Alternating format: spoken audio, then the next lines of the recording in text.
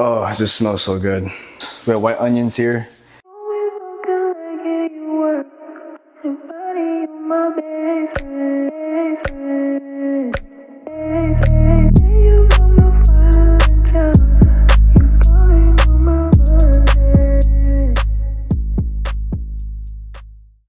What's going on? It's your boy, Why I Produce. It is week 13. Pause bench right now. Take it pretty light and do some focus on pretty light accessories. You know what I mean? Just kind of load up my CNS basically for the next couple of weeks and then max out basically what I'm trying to do here. But yeah, that pre-workout is just hitting now. I'm like sweating as fuck, but let's do it.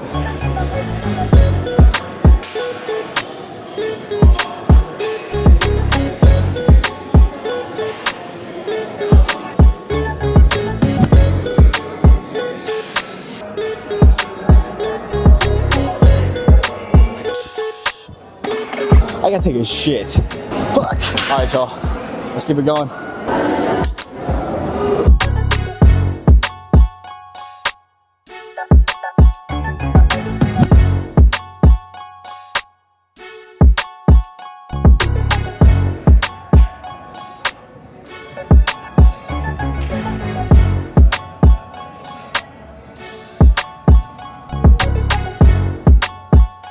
So basically, I didn't really talk as much during this video, and I'm also recording on the mic too, so what's up? So yeah, so basically I will run down everything. I did back. This is my first time hitting a pause rep on 365 pounds on the deadlift. It felt pretty nice. I don't know why I did it. I ended up going up heavier, as you can see here. This is 385, I believe. Yeah, 385, and that felt pretty okay, to be honest. On the way up, it felt pretty nice, but there's some lat pull downs here, and then some rows, chest supported T-bar rows, and obviously some more pull-ups. Yeah, I didn't really film much for a second leg day. This was just me posing after the leg day. Yeah, so I have a phone clip of me hitting 315 for 2, I believe. I'm gonna put it on the screen, but I have a video of myself hitting 315 for like 2 or something. And then now we go on to the chest day. This is basically a rundown of chest day, guys. It felt pretty smooth. Figure out my weight jumps because hey, I did it from 190 to 215 to 230, which is pretty weird, to be honest. But then after 230, I feel like going to 245 was kind of a big jump, especially just my max is only 255. I kind of base it off of my CNS and how I feel that day, to be honest, and how each weight feels on the pyramid up, you know what I mean? So I'm not gonna like just completely like kill myself on the way up. So I think 230 is a good weight. And then I hit some dumbbells here, some 70, 80, 90s. 90s felt pretty smooth. I think I would have gotten it up without the spotter. My boy Jonathan helped me on the way up, but this one here felt pretty smooth. I'm glad with the rep counts. With this one, also my form, it's got a little bit better. I'm driving my elbows super far down. We're just really focusing on that stretch and that bottom position where I just shoot it back up. And then now with some legs, guys, I hit 345 for a single. I honestly, from that angle, it looked like the depth is just at 90. I'm pretty quad dominant, so it looks like it's not just at 90, but it's at 90 from the side. I'm not planning to go to comp, guys, but anyways, guys, here's the rest of the video. I'm gonna be cooking here for the rest of the video, guys, so this is pretty cool. Get a little posing down, guys. If you guys can give me you guys can give me some recommendations and tips and stuff like that, and what I should do, any posing routines I should try out, maybe from like professional bodybuilders from the 90s, 2000s, or whatever, or maybe even some recent ones you guys seen. Please shoot them over on Instagram as well. I'm gonna be more active on Instagram. I'm gonna try posting reels and stuff like that every other day or every day on my Instagram. So be sure to hit that follow, be on the screen as usual, per usual. Yeah, so let's go cook some food, guys. Pretty excited of how it turned out. So yeah. All right, guys. So we are in the kitchen tonight, guys, because we are making some chicken chow mein noodles tonight, guys, for my lunch tomorrow for work. So, cause I already have my post-workout meal, which is just a banana and a protein shake. But anyways, guys, so I had to marinate some chicken. Let me grab it real quick. So I have this marinated chicken. It's chicken thighs. The bind is mustard, and then obviously like simple seasonings. So this is the seasonings I have, guys. I had just used pink salt, black pepper, onion powder, garlic powder, and paprika. So super simple, you know what I mean? Not too extravagant. I'm gonna have broccoli in there too, and also julienne cut onions. So, I mean, it's gonna be like a whole meal. So I'm pretty excited about it, guys. So this is the noodles we have today, guys. It's the chow mein one. First time having these, to be honest, guys. So I'm pretty excited about how it's gonna taste. But I don't know if you guys are the same, but I have a favorite knife, by the way. I'm gonna cut some broccoli and some onions. So let's go. No. I got my cutting board out here, guys, and gonna be, let's look at the ingredients here real quick. So my fridge, we have broccoli, we have white onions here, we have some lettuce. But I'm gonna be dicing these up real quick, guys, and then we'll move on to the frying process. But let's get this dice going. So I like to start off with the onions first, and then I'll do the greens last. I don't know why, I just kind of do that, but these little trays here, these will hold my vegetables and stuff. These ones you can just like dump in, you know what I mean? I don't know where my other tray is, so I'm gonna use this black bowl that I have for like cereal to put like stuff in. I'm probably gonna use this for my lettuce just because it's so like, it's just gonna be so big, so.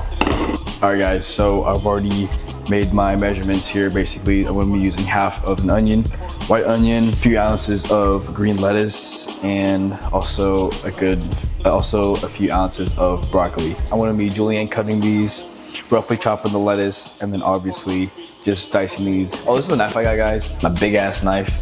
I love this thing because it also works as like a scraper too as well, and just cut it from here. So basically,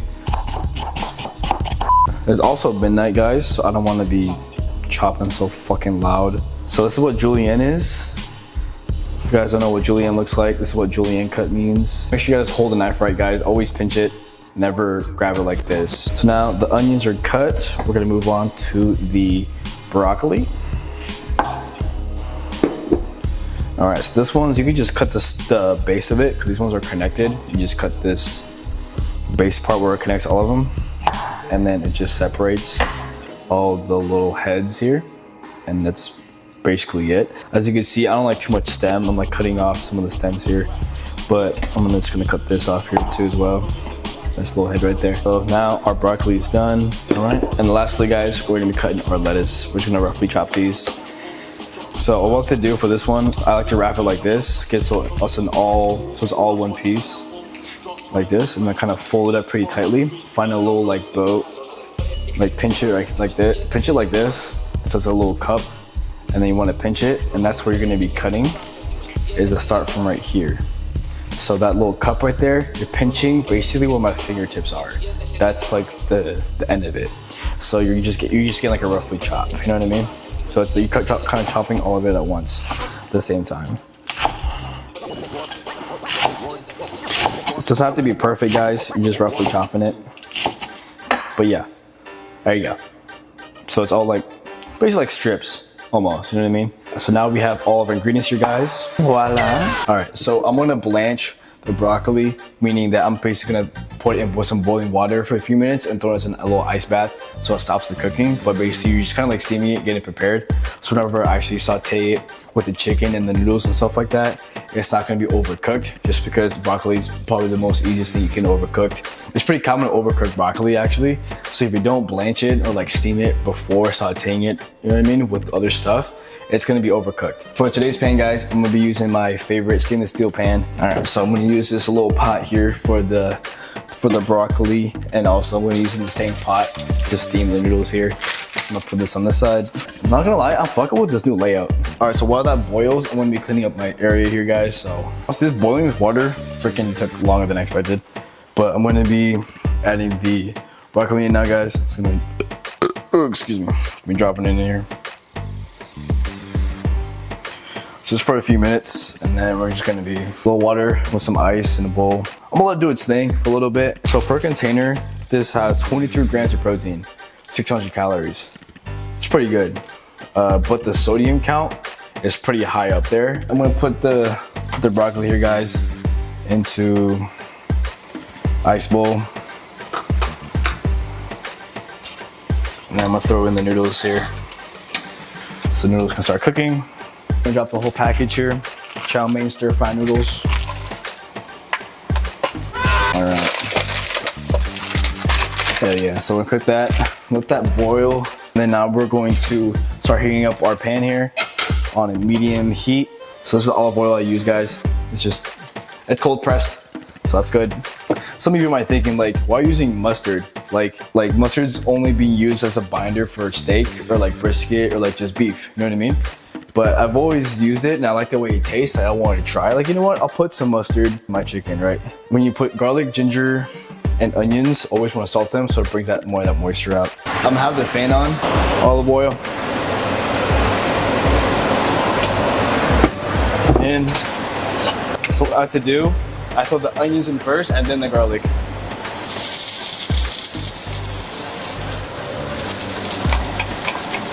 So once your onions are in, so I keep tossing it.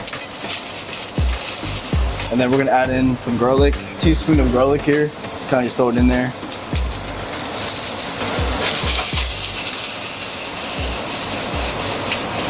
So when you add in salt to your onions, it basically draws out the moisture.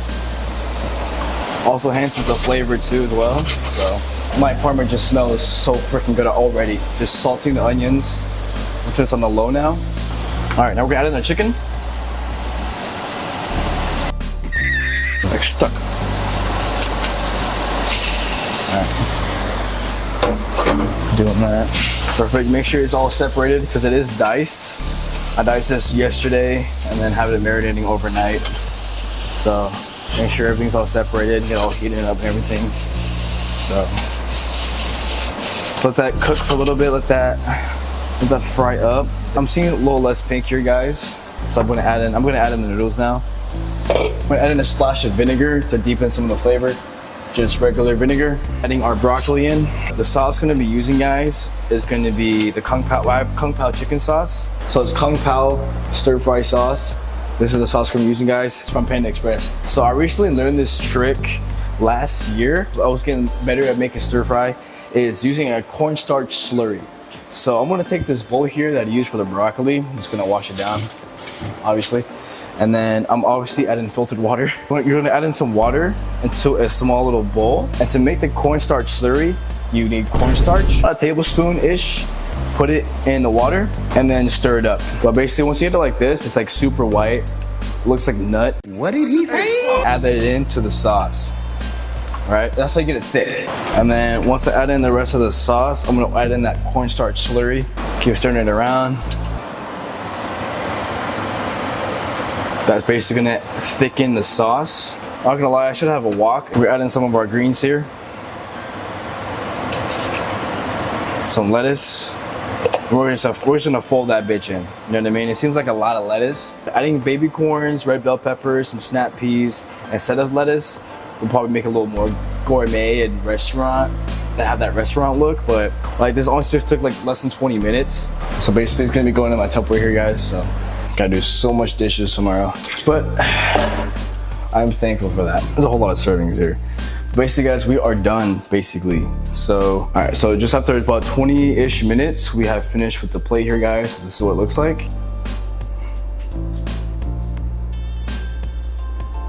So yeah, so basically that was me cooking in my kitchen. If you guys do enjoy this segment, please sure you hit that like button, comment down below.